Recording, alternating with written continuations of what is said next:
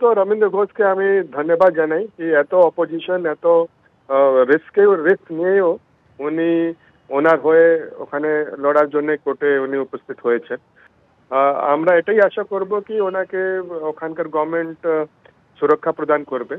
আমি আশা করি কি উনি চিন্ময় কৃষ্ণ প্রভুর পক্ষ কোর্টে রাখতে পারবেন, আর এটাই আশা আছে, আশাই জীবন আছে।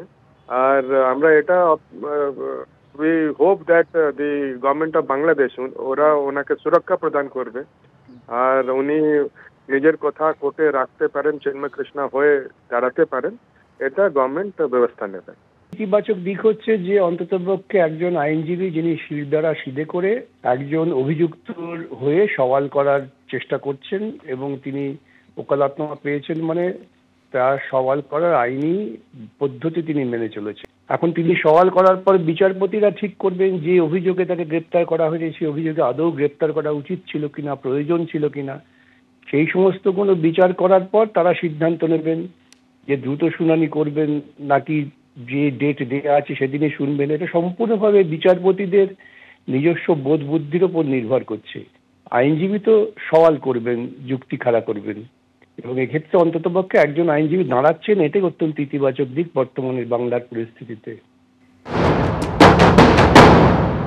যদি আজকে পুলিশ প্রশাসন না থাকতো তাহলে তো আজকে আমি মনে হচ্ছে আমার জীবন এখানে শেষ ফুরিয়ে যেত। আমি আক্রমণের শিকার হয়েছি ভিতরে, আমি ছিলেন আমাকে একটা ঘুষি মেরেছে, এটা তো আক্রমণ। আচ্ছা, শুধু শারীরিক ভাবে আক্রমণ নয়, শুধু আমাকে মৌখিক ভাবেও আক্রমণ করেছিল ডিউ টু রিলিজিয়াস ফেথ। আমি বলবো এটা আমার ধর্মীয় কারণে এই হামলাটা হচ্ছে।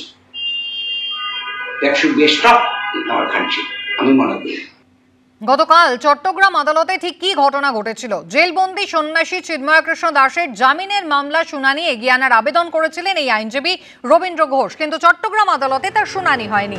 আইনজীবীর ওকালতনামা না থাকায় আবেদন খারিজ করে দেয় চট্টগ্রাম আদালত, আর তার ফলে জেলেই আপাতত থাকতে হবে ইসকনের সন্ন্যাসী চিন্ময় কৃষ্ণ দাসকে, এমনটাই মনে করা হয়েছিল। যদিও গতকালই কিন্তু তিনি ওকালতনামা গ্রহণ করেছেন এবং আজকে কিন্তু সেই ওকালতনামা নিয়ে তিনি আবারও ফের একবার আবেদন জানাতে চলেছেন চট্টগ্রাম আদালতে। সন্ন্যাসী চিন্ময় কৃষ্ণ দাসের জামিনের শুনানি এগিয়ে আনার জন্য আবেদন গতকালই করেছিলেন রবীন্দ্র ঘোষ। প্রথম আলোয় প্রতিবেদন অনুযায়ী আবেদনে বলা হয় মিথ্যে এবং বানানো মামলায় সন্ন্যাসী চিন্ময় কৃষ্ণ দাসকে গ্রেফতার করা হয়েছে। তিনি একজন সন্ন্যাসী, তার একাধিক শারীরিক সমস্যা রয়েছে। নিরাপত্তার কারণে ৩রা ডিসেম্বর তার আইনজীবী শুভাশিস শর্মা শুনানিতে অংশ নিতে পারেননি।